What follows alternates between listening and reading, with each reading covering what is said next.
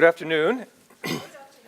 Very nice to be with you. It's been an amazing conference so far. We're just getting warmed up.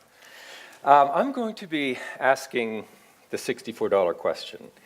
Is consciousness the ultimate reality? Is it the unified field, glimpsed today by superstring theory? And to really address that question, we need to remind ourselves a little bit more about what do we mean by consciousness? What do we mean by the unified field? And I'm going to take those questions in the opposite order. The unified field is the culmination, you could say, of centuries of scientific investigation into the nature of reality. And this one very simple chart summarizes everything we know about the universe. And although the details may look complex, the overall structure is pretty simple. It shows the universe fundamentally unified and superficially diversified. So physics has been about exploring deeper and deeper levels of reality. And that inward exploration of the structure of physical reality began with hundreds of years of Newtonian physics. It actually began long before. But that's the domain we call classical physics, physics that explores the macroscopic sensory world of day-to-day perceptions. That understanding of the universe wasn't good enough. It does not work, for example, to understand the atom at all. So a whole new language, a whole new logic, a whole new mathematics had to be developed to properly characterize and understand the behavior of atoms and molecules. And that is quantum mechanics, which you've heard a bit about in the conference already. The quantum mechanical world of atoms and molecules, not just smaller, but completely different, radically different than classical objects. Midway through the 20th century, there was a complete reformulation of quantum mechanics to what is called quantum field theory. Quantum field theory is yet a newer language of nature, subtler, more profound, necessary to understand the world of elementary particles, more fundamental than atoms. They behave differently, partly because this is a relativistic world, a world of fast-moving particles, close to the speed of light, and early quantum mechanics was not compatible with Einstein's relativity. This is a beautiful theory, seemingly infinitely accurate as far as experiments can tell. It's very profound. It sheds light on some of the puzzles of earlier quantum mechanics, particularly the relationship between particle and field, particle and wave. But we're not going to spend much time on it today because the smart money, certainly the attention of the theoretical community, has moved on to unified quantum field theories, initially based on supergravity theory, and then the more successful superstring theory and M theory. These theories are extraordinary.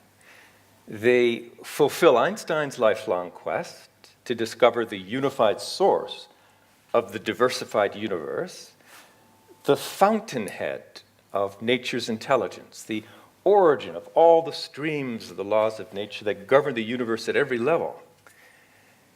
And the mathematics of these theories are not just beautiful, because you could say that was probably true even of quantum field theory, but are staggering, mind-blowing, unbelievable, and physicists like me aren't particularly fond of mathematics. That's why we're physicists and not mathematicians.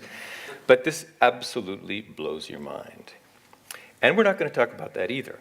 But we are going to get a little bit of a feeling for the unified field by looking at its basic structure. Unified field is an ocean of pure existence, an ocean of pure abstract intelligence at the basis of the universe. Universal intelligence. But this ocean of intelligence isn't dead. It's not lifeless. It's not inert. Due to the quantum principle or uncertainty principle, it is teeming with unmanifest energy. It is shimmering, reverberating within itself. And in fact, so incredibly dynamic, so infinitely energetic, that it's erupting and boiling within itself. And in the process of this dynamical self-interaction, this boiling of the absolute, it erupts in a foam of effervescent bubbles, like ginger ale effervesces bubbles. By the way, it's called vacuum energy, zero-point energy, or dark energy today. It may not surprise you to learn that these bubbles aren't ginger ale, actually. They're actually infinitesimal elastic loops called superstrings. And it's amazing that the universe boils down to a sea of rubber bands. But a rubber band is actually an interesting thing, lives an interesting internal life, relatively speaking, relative to a particle, that is. Because the earlier concept of a particle, particles can't do anything except move. You can throw a particle and it'll go from A to B, but that's all they do. In comparison, the life of a rubber band is more interesting because you can throw a rubber band and it will also move, but they vibrate within themselves. And if you're a particular type of mathematical physicist, you can count the different ways a rubber band can vibrate, to the left and to the right, and longitudinally and laterally and transverse. And these superstrings actually live in 10 space-time dimensions, including one of time.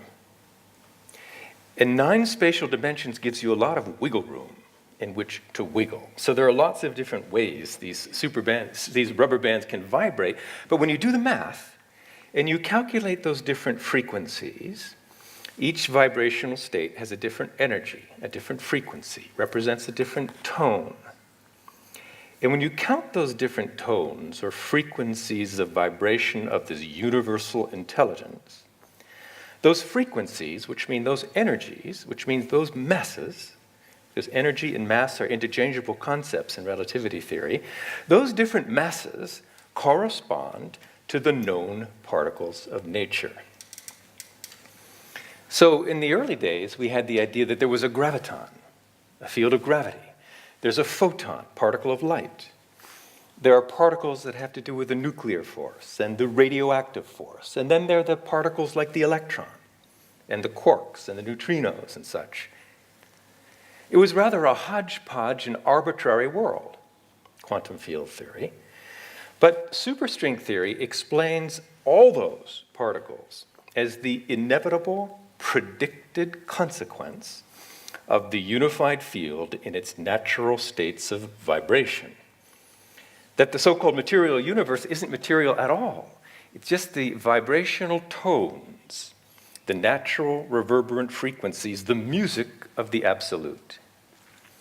So it's one theory, one universal field that supports different waves of vibration, like an ocean, supporting smaller waves and higher frequency waves and slower, lazy waves, representing different energies, different mass particles.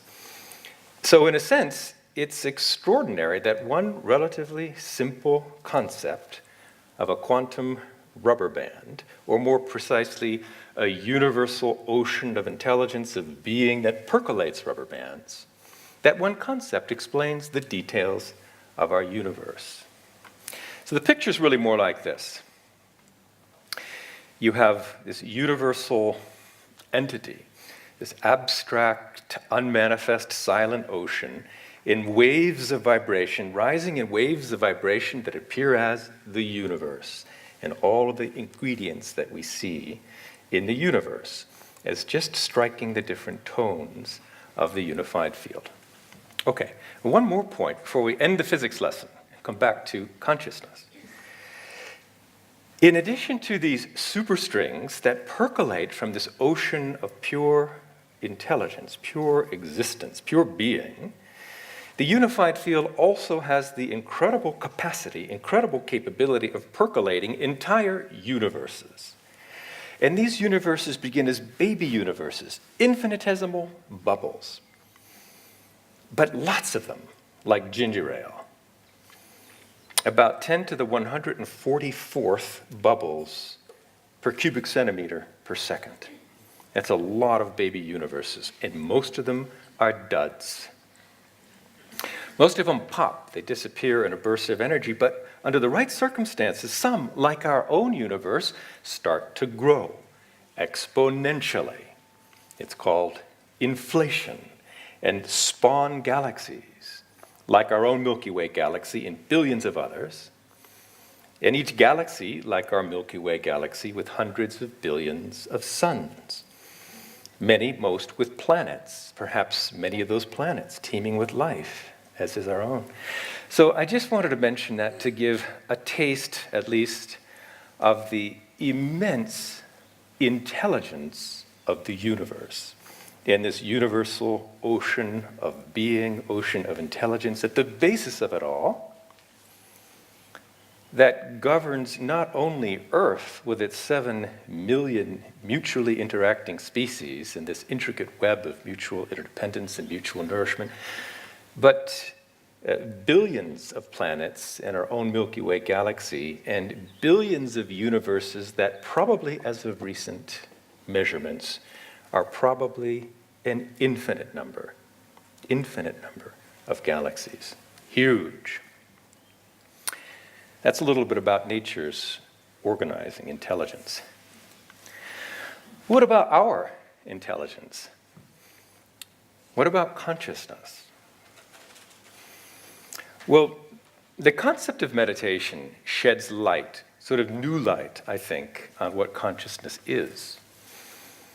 And meditation, classically understood in the yogic sense that gave birth, for example, to the Buddha and the techniques taught by Shankara and so forth, was about leading the mind effortlessly within, taking the outwardly directed active mind, typically directed outward through the senses, and turning that attention powerfully within to experience deeper and deeper levels of mind, quieter and quieter levels of the thinking process, slipping beyond thought altogether to experience pure being, pure consciousness, purely consciousness. Consciousness beyond thought, beyond sensation, beyond the intellect, beyond emotion, pure, abstract, unbounded awareness. Then, according to the Yoga Sutras, according to the first verse and the second verse of the Yoga Sutras, yoga chitta vritti nirodha. Yoga, experience of unity, the non-dual consciousness, is the complete settling of the activity of the mind. Then the seer is established in the self. And it's interesting that Patanjali describes consciousness as the self, because we might think of ourselves as something quite different, something 6 feet tall, something 4 or 5 feet wide, something this or that, something to do with beliefs, gender, race, religion. But according to yoga and Patanjali's, the self is the seer within. The field of consciousness, the non-changing, the immortal, the unbounded, the knower. We all have a knower, or we wouldn't be knowing, seeing.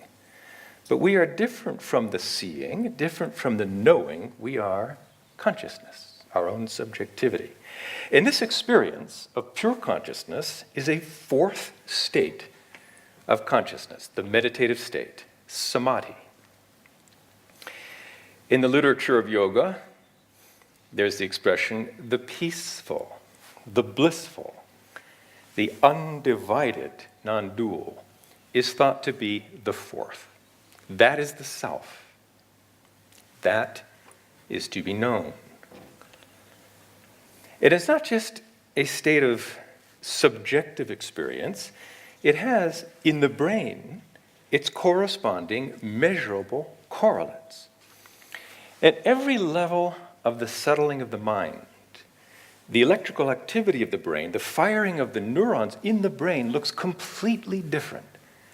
Outwardly directed activity, active mind, concentration, focusing, quieter levels of self-reflection, as in, for example, what's called open monitoring, the scientific literature, but a self-reflective, self-observing, Vipassana style meditation or mindfulness is generally in this category, a completely different style of functioning of the brain. going beyond thought completely, now having nothing to do with thought, no mind, no intellect, but pure, unbounded, universal, abstract awareness, pure existence, has its own completely unique style of brain functioning. The meditative state is characterized by not just the frequency, which is alpha 1, but the uniform or synchronous firing across the total brain. And that's, from a brain standpoint, amazing. It's absolutely amazing. Because normally the brain is not that coherent, in case you can't tell. In waking consciousness, even sitting restfully with the eyes closed, if you look at the electrodes on the scalp as you measure the electrical activity of the brain in waking consciousness, there's not a great deal of coherence or communication or correlation between different parts of the brain. Some neighboring parts of the brain are talking to each other, but mostly the brain is functioning in a rather asynchronous and chaotic way. This is the same subject learned to meditate 3 months later in the meditative state, and you see something you don't see in hypnosis, waking, dreaming, sleeping, or drug-induced states. You see the whole brain functioning in a completely synchronous, coherent way. That is one of the signatures of a new state of consciousness, fourth state of consciousness, samadhi, the meditative state. Now, in addition to simply being interesting, for practical purposes, orderly brain functioning is a good thing. It correlates with intelligence, and creativity, and learning ability, and moral reasoning, ego development, psychological stability, and emotional maturity. Everything good about the brain depends on its orderly functioning. And when people experience samadhi regularly, you see marked improvements in every measure of human intelligence, highly significant improvements, which suggests that transcending is good for you. It's also very good for the health, but I won't go into that. Something real is happening, something very different is happening, something rather radical is going on in the meditative state of samadhi. But back to the first question, what is the relationship between that inner experience of unbounded awareness when the mind, the intellect is temporarily left behind, because transcending can be a rather fleeting experience, as the Rosicrucians like to say, one split second in eternity. It's a holy shit experience. Oh my God, what was that? It's radical, but it's universal, and it's unbounded, and it's infinite. But what is the relationship between that field of intelligence within, at the basis of thought, and the intelligence at the basis of the universe? Our Atma, our self, the observer, the seer within, and Brahman, the unified source of the entire universe. A physicist might at first say, forget it. How could there be a relationship? Because this is purely subjective, and that is purely objective, material stuff. But at this conference, we probably know by now that quantum mechanics, quantum field theory, and the unified field are non-material realities. Absolutely non-material. It's not a material source of the material universe. It's a non-material source and pure potential, pure intelligence. And intelligence is a perfectly fair word, because the deeper you go into nature and the more you explore the laws of nature, for example, at the level of electromagnetism, at the level of the Nobel Prize-winning electroweak unified theory, grand unified theories, and super unified theories, the more concentrated the intelligence becomes. And the very simple mathematical formula that describes the structure and functioning of unity contains within that compact form all the intelligence, all the laws of nature governing life at every level.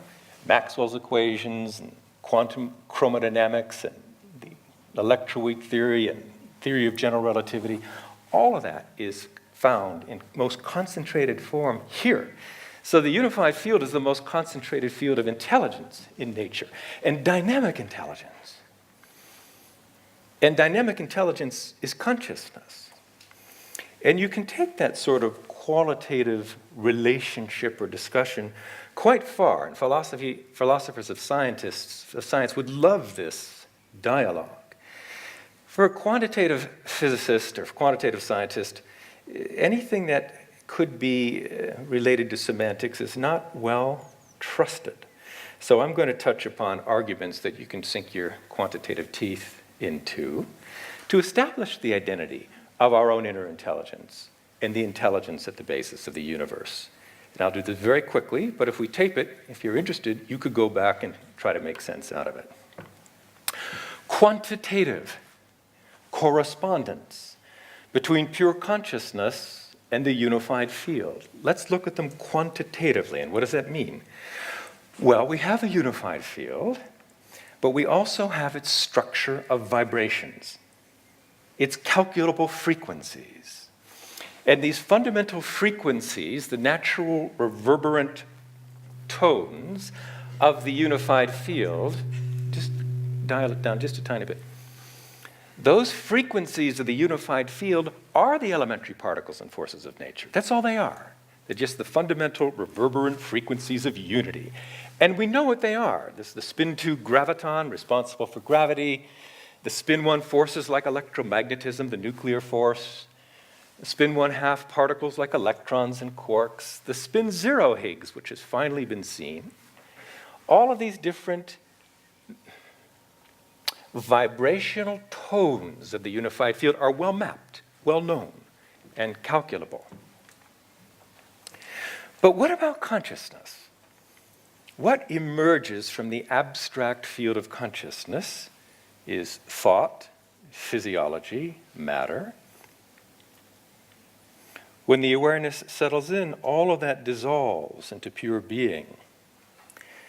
But getting familiar with the process of emergence and submergence, and emergence and convergence, and emergence and submergence, you're familiar with the fundamental tones, the vibrations or waves of consciousness rising from pure silence into activity. And you can enumerate those waves, the fundamental frequencies of consciousness. And initially there are three, as the pure knowledge, pure knower, pure consciousness is seen as the knower, but also that which is known, the object, and the dynamic relationship between the two. That is Satchidananda, that is the Holy Trinity, that's the three-in-one structure of unity. But the moment you have three, you automatically have the relationships among those three. And the number of relationships, skipping the mathematics and the group theory, there emerge really a total of 8 entities from the three, including something that you can call in the Vedic literature Vata, Pitta, and Kapha, which means pertaining to ego, pertaining to intellect, pertaining to mind. And then the 5 fundamental elements, Akasha, etc. You say, well, that's kind of a coincidence that you get this 3-in-1 emergence of this from the ocean of unity, both from the self and from the superstring theory. And if you look at it, it really is a very striking structural and functional correspondence. Because both in the world of physics, in today's supersymmetric world, you have the 5 spin types, the 5 fundamental categories of matter and energy responsible for the universe that are related to each other in these 3 doublets, or these pairs, which unites, for example, the spin 2 with its nearest spin neighbor, spin 3/2 graviton, into one more holistic entity called the gravity superfield, and so forth. But these 5 fundamental elements are also fundamental in the science of consciousness and what we see, feel emerging from the ocean of consciousness on a subjective level. This is what yoga is about.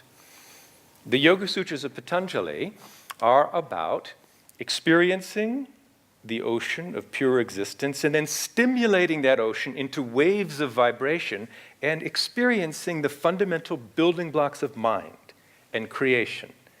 This is the Yoga Sutras of Patanjali. And these 5 elements, Akasha, etc., are bound together in exactly these pairings and only these pairings, which are called not superfields, but prakritis. And these are the most fundamental three ingredients of the universe. Now, and it's not just numerically, what are they? What is akasha? What is gravity? Gravity is curved space. Gravity is purely a manifestation of the curvature of space. So space is not just nothing, it's a relativistic fluid. It curves and it flows, according to Einstein. But what is akasha? Space, not as nothing, but space is subtle substance. Space is relativistic fluid. And similarly with all of these, it's interesting because when people maybe hear about the five elements, which you'll find in the Vedic literature and in the Chinese literature, the typical response of a modern scientist is to say, how quaint, how delightfully primitive. But after all these years of scientific exploration, we are back to the fundamental five, and they are the same five. So anyway, we have this correspondence between the vibrational expressions of consciousness into matter from the standpoint of conscious experience and the expression of the unified field into matter from the standpoint of modern physics. And that in itself is a striking, the likelihood that that's a pure statistical fluke is about 1 in 1,000. That's the sort of evidence physicists can actually appreciate. What I won't go into, but certainly am tempted to, it's not necessarily the right audience, is that in addition to the expressions of the unified field in creation, we can also look at the unified field before the Big Bang. Because the superstring theory, the ocean of the unified field, wasn't created in the Big Bang. It created the Big Bang. It was there before the Big Bang.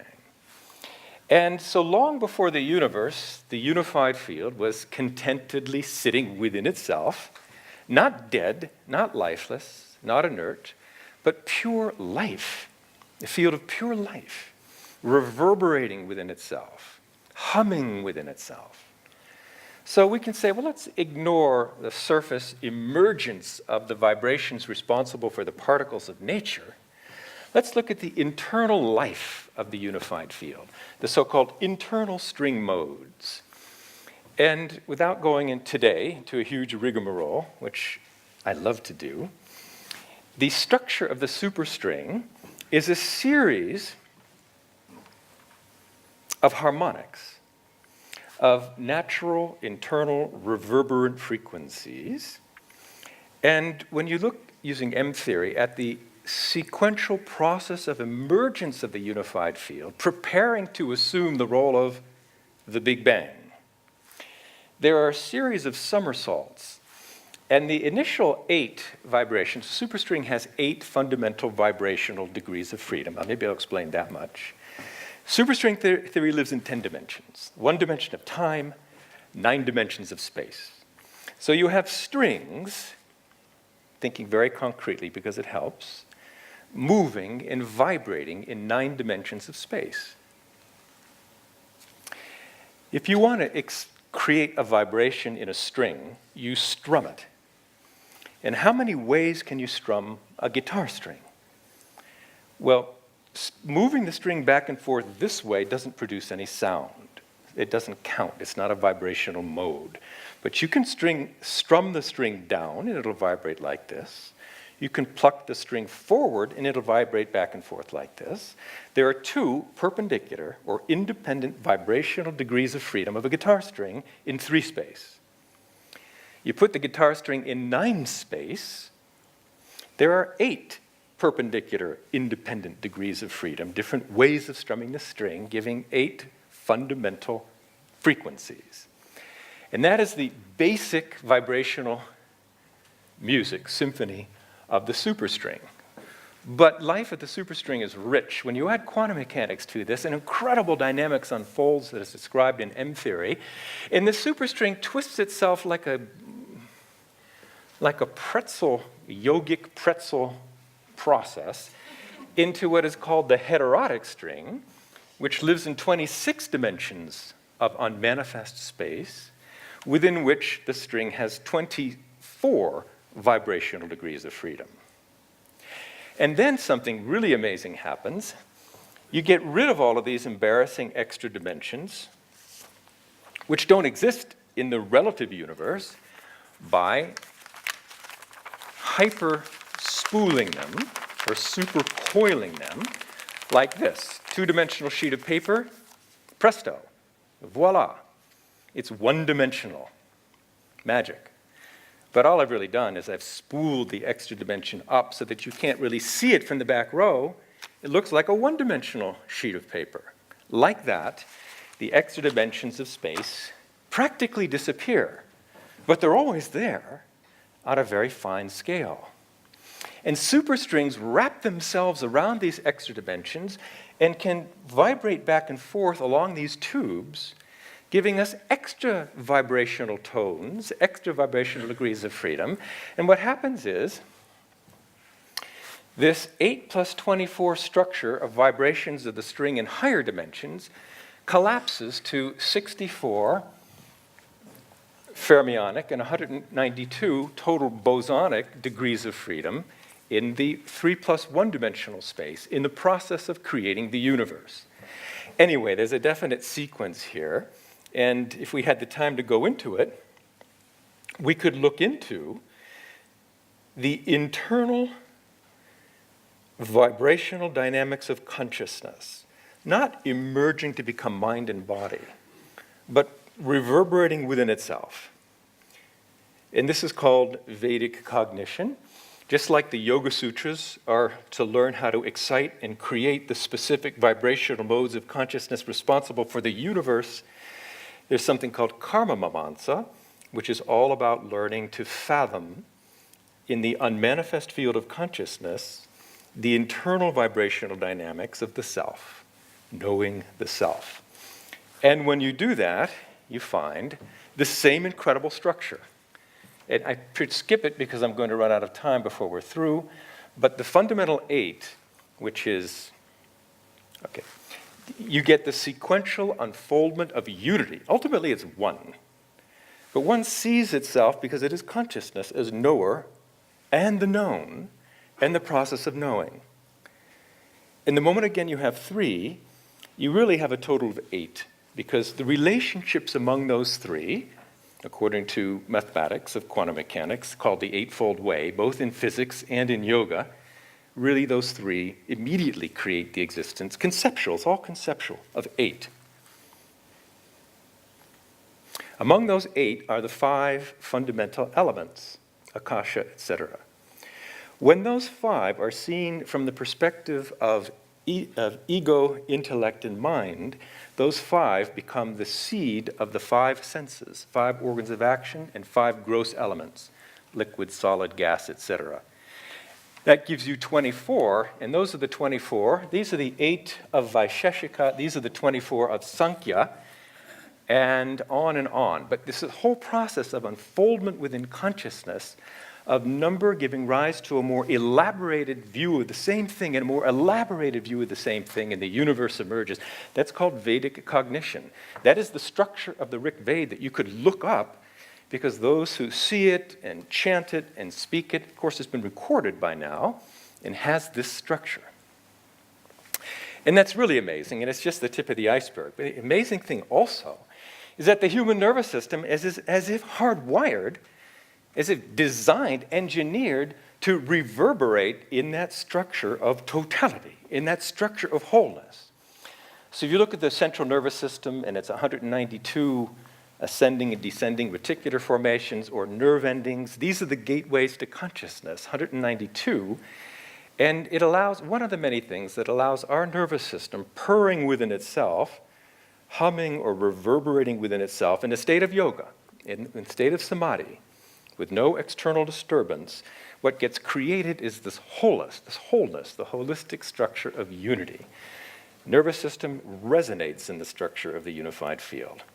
Well, that was one type of argument that allows you to start to see that when we talk about the unity between self and Brahm, Atman and Brahman, it's not just philosophy. There's really solid theoretical reasons for it and experimental. You're probably familiar by now of all kinds of fascinating long-range or so-called field effects of consciousness. The random number generator experiments showing global coherence. Another example, which is very statistically significant, is the effects of group meditation. When samadhi is experienced by many people, especially in a group. And the effects of group meditation on dissolving crime and social stress and social violence has been quite a big deal now in the industry for almost 40 years. And what these experiments show, this is an experiment I helped conduct, but I was one of 27 authors, and getting 27 independent scientists to agree on the wording of any document is a hell. But nevertheless, we gathered statistics on what was called the murder capital of the world back in 1983, Washington, D.C., where there were large groups of meditating experts from all over the world who came to lend their nervous systems to this experiment and collectively meditate, yogic meditation, transcending meditation, to experience together the ocean of pure awareness. And as had been seen 52 times before, mostly published as well, there was, at the time the numbers became significant, a highly statistically significant drop in not just the crime levels as defined by the FBI, Part 1 violent crime, but pretty much everything in the city transformed in the most amazing way.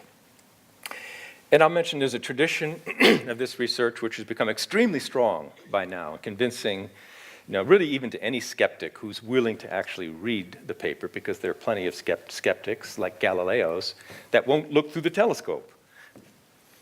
But in any case, the correlation between the size of a meditating group in an area of conflict like the Middle East during the peak of the Lebanon War, just looking at the raw data before any analysis has been applied, there's a correlation in progress towards peace that rises and falls fairly observably even in the raw data based on the size of the meditating group. And once you apply proper statistical analysis, and social science research is challenging, and I've really gained a bit of a respect for it, having gotten involved with it, this is a highly statistically significant effect. It amounts to an 80% drop in war deaths and war injuries in war-torn areas. And I should mention, when that was first published in the Yale Journal of Conflict Resolution, it created a firestorm. It took 2 years to publish, for one thing, but once the analysis had been reviewed anonymously, which is a painful process, believe me, and many, many suggestions were implemented, the results were unchanged.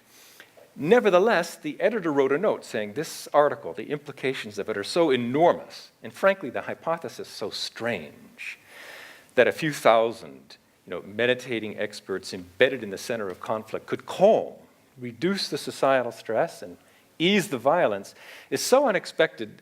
They pleaded for other groups to go out and to repeat the experiment, which 7 other groups did over the next 2.25 years. And every intervention, every group produced a highly, highly statistically significant effect, which if you put them together, and there's a publication that analyzes all of these in an integrated way, the likelihood that this is a statistical fluke, that war and war deaths just stopped by accident during the days and weeks when the meditators were meditating, is tiny. It's tiny. But the point for today's discussion is, these are field effects of consciousness, long-range societal effects of individuals embedded in society, and that is a paradigm-shattering fact. You cannot think of consciousness as purely the result of the neurological firings, the electrical impulses of the brain, because my firings don't affect yours at this distance. There has to be a deeper connection involved. And you won't find that connection at the classical level. This means that consciousness is at least quantum mechanical, and if you really try to make this work and explain these experimental results, it's not easy. But the far more connectedness of us all, at our core reality, which is one, ultimately, there's only one consciousness in this room. Yeah, and it is you, and it is you, but at that level, we are all one, and these experiments demonstrate it. One of the things we're trying to do is build bigger and bigger groups in different places throughout the world, and the hope to create more coherence and more harmony in a world that, in my opinion, still desperately needs it. And finally, by way of arguments, since the Superman movie is coming out next week, I wanted to touch on the idea of supernormal abilities. And we have to ask ourselves the question, whether ever in history, whether today or at the time of Christ or at the time of Shankara or at the time of St. Francis or St. Teresa, who are often seen rising in the air in a state of religious euphoria, if any such supernormal so-called ability has ever happened, that is extraordinary proof of this thesis. Now, you raise such a hypothesis in different audiences, you get very different feelings. In an audience of physical scientists, no one would raise their hand probably if you asked whether Christ ever walked on water or whether anybody has ever levitated. In an audience like this, you might get the majority who believe that is possible. In fact, many of you who have experienced these things yourselves. But if you accept as a premise that such supernormal abilities like levitation is possible, you are immediately driven to the conclusion that such abilities can only occur on the basis of conscious functioning at the level of the unified field, at the level of the Planck scale. For example, if you look at the structure of space-time, and space-time curvature is what's responsible for gravity. It's what holds us down. It's the downward curvature of gravity at our feet due to the Earth, which is holding us down.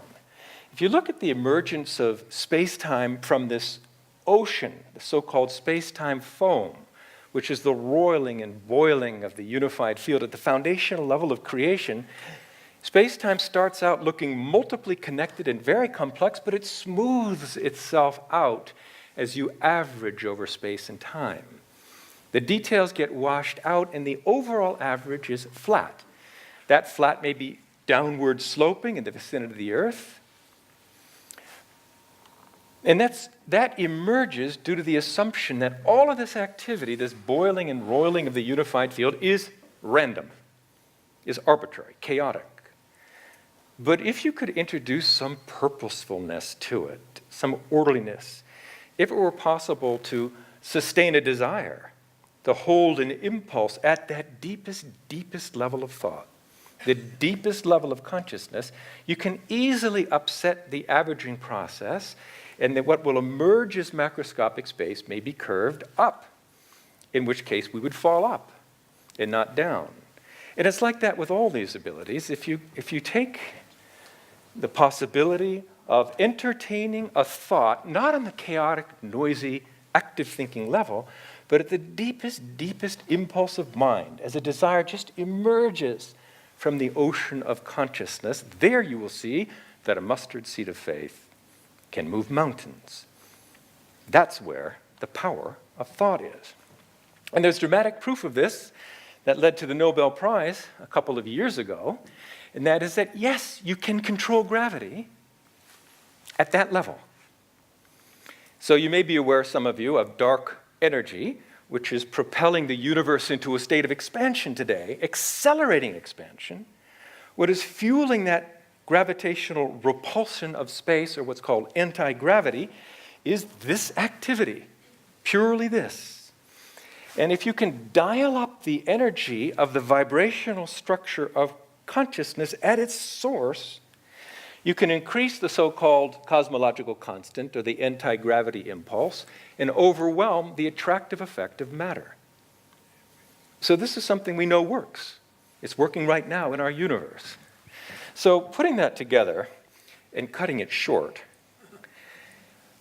based on incredible quantitative correspondence, based on experimentally known long-range field effects of consciousness, based on certain classic cities when demonstrated, based on what we know and what we think we know, Atman is Brahman. is the most parsimonious explanation. Pure consciousness is the unified field. And that's a big deal.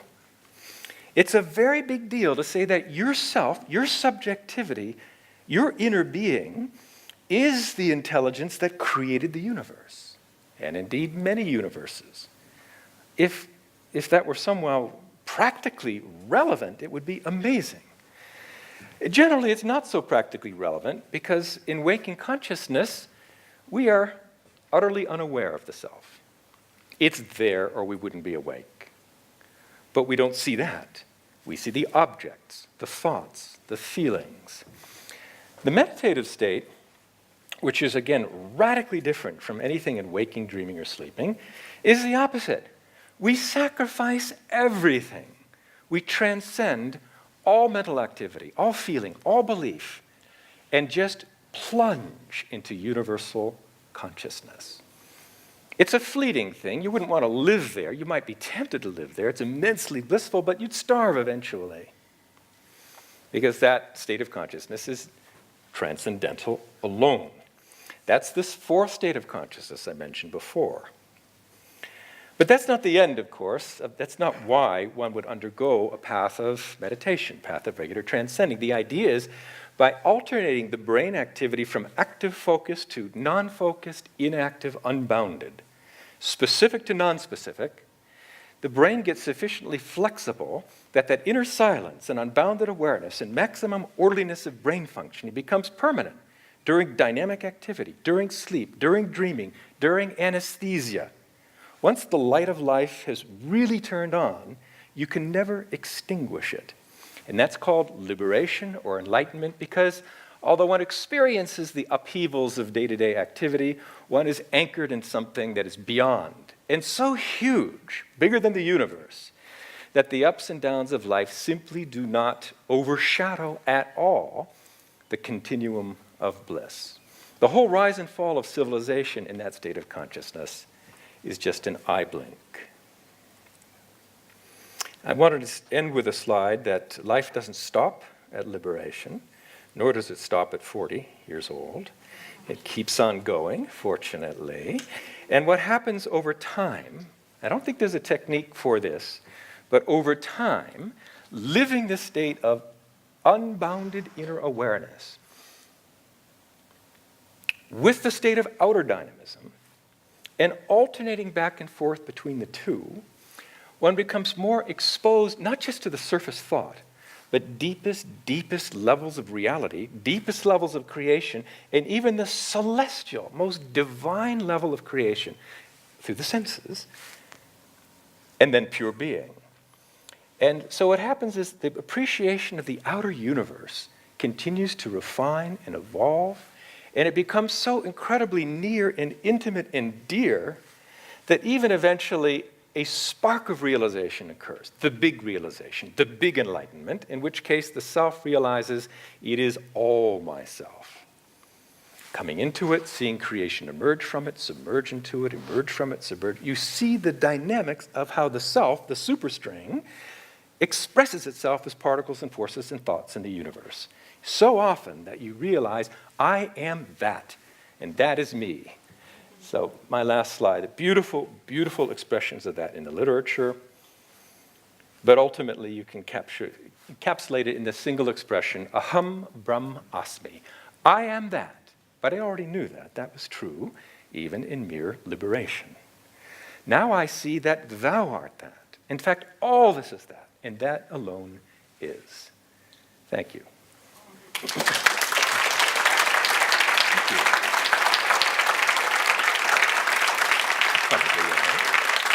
Thank you so much. Thank you.